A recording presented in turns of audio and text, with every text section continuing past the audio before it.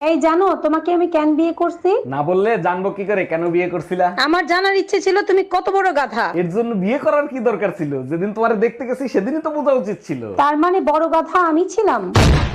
ও সাফি, আমনেরও তুমি মেলা দিন পর দেখলাম, তা কেমন আছেন? মোর ভালো থাওয়া শেষ হয়ে গেছে, 2 মাস আগে তোমার চাচা মরিয়া গেছে।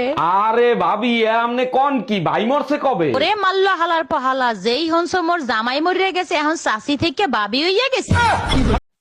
কাকে চাই? এটা কি রতনদার বাড়ি? হ্যাঁ। আরে বৌদি, তুমি তো খুব সুন্দরী দেখতে। তাহলে তোমার কি? তাহলে তোমার বর কেন বারবার আমার বউকে ফোন করছে? কি?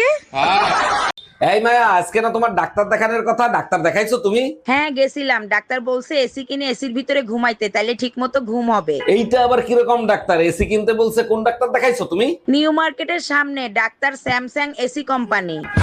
ভাইয়া, আপনার কাছে নবরত্ন তেল আছে যা মাথায় দিলে মাথা ঠান্ডা হয়ে যায়? জি ম্যাডাম আছে, তা কতটুকু দেবো? আপনি এক কাজ করেন, আমাকে 1 বালতি দিয়ে দেন। এক বালতি তেল দিয়ে কি করবেন আপনি? গোসল করব, গরম অনেক পড়ছে তো তাই। এই তোমারে কাঁচা আম আনতে বলছি আচার দেবো বলে, তুমি পাকা আম আনছো কেন? কি উল্টো পুল্টো কথা বলতেছো? আমি তো কাঁচা আমি আনছি, পাকা আম আসবে কোত্থেকে? আমি কি মিথ্যা কথা বলতেছি? রান্নাঘরে গিয়ে দেখে আসো, সব আম পাকা। আম নিয়ে আসার সময় দুই মহিলা অটোতে ছিল, আমার মনে হয় ওই দুই মহিলার কথা শুনে আমগুলো পেকে গেছে। আমার শ্বশুর বাড়ির কিছু মানুষ আমাকে পছন্দ করে না। তো তাতে আমার কি?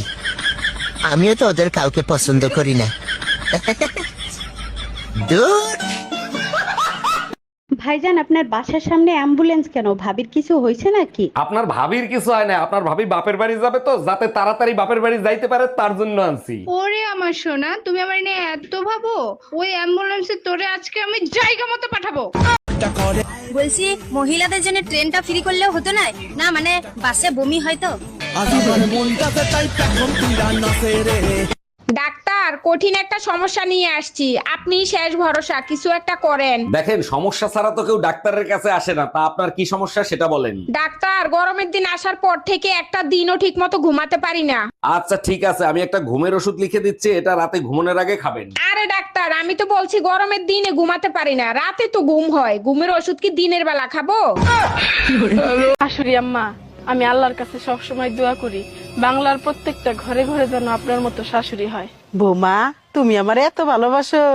না মা, ব্যাপারটা এরকম না। বাস খালি আমি একাই খামো, সবাই খেয়ে দেখুক কেমন লাগে। জামাইরে ইংরেজিতে কি কয়? জামাই ইংরেজিতে কি কয়? হাফ প্যান্ট কয়। একটু জোরে কোন, শোনা যায় না। হাফ প্যান্ট কয়। হ্যাঁ, half pant. Half pant. Half pant.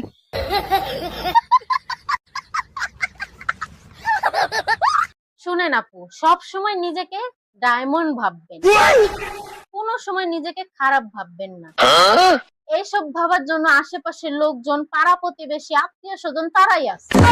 শুধু শুধু নিজে কষ্ট করবেন কেন? হ্যাঁ।